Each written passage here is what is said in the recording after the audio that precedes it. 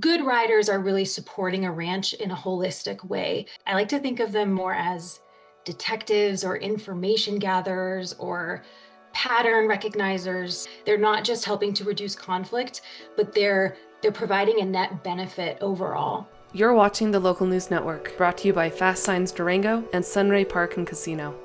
The wolf restoration program and efforts in Colorado were brought about due to the passage of Proposition 114, which was a citizen-initiated ballot measure that passed in November of 2020. Over the course of the last 2 years, the winter of 2025 and the early winter of 2023, there's been 25 wolves released into the state to this point. In addition to the wolves that were brought in by CPW over the last several years, we already had immigrating wolves in the state.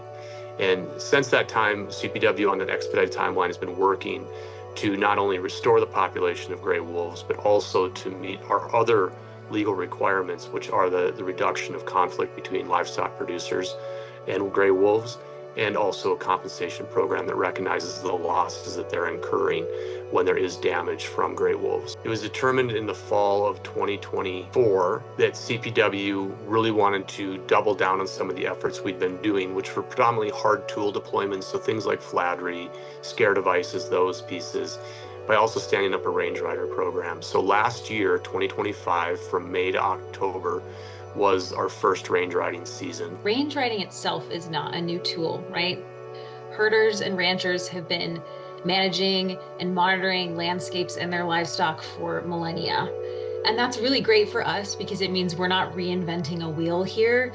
We're collaborating with producers, range riders, herders from all over the West and learning from their experience and knowledge and then applying that to our local context here in Colorado. But we really can't have healthy wolf populations without our livestock producers and our private landowners.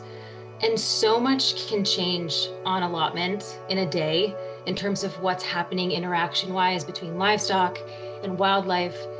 And agency staff and producers just can't be with every cow-calf pair, for example, 24/7.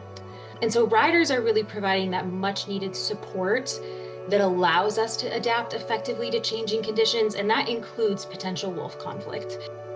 Last year, we had 11 riders hired that were predominantly focused in the Northwest area where we had the majority of our wolf activity. Wolves will expand their range over time, in addition to future planned releases of wolves that might be a possibility. We think it's very important to start to develop an understanding of the landscape, a connection to the landowners and producers, and what they're doing in the Southwest. And so as we're going through the RFP this year, we're looking to add additional riders. This year, we're taking applicants through CPW's vendor self-service platform. Applications are due by February 6th. Folks who feel comfortable being out and can be safe and can keep their stock and their dogs safe are folks that we're looking for. Also folks who already have a connection and a relationship to the ag community in the areas we're hiring for. That's a huge benefit to us. Riders are incredibly skilled individuals. They have to know wildlife track and sign. They have to know husbandry and, like I said, how to track potential issues in livestock. And that means knowing those individual animals too, not just what to look for in cattle versus sheep, et cetera, right?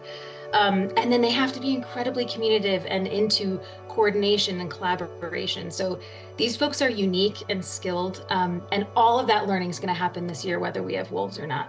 And we really hope and feel that range riding is another piece that over the years we can build with, where we see this additive value across livestock producers, wolf advocates, the general public.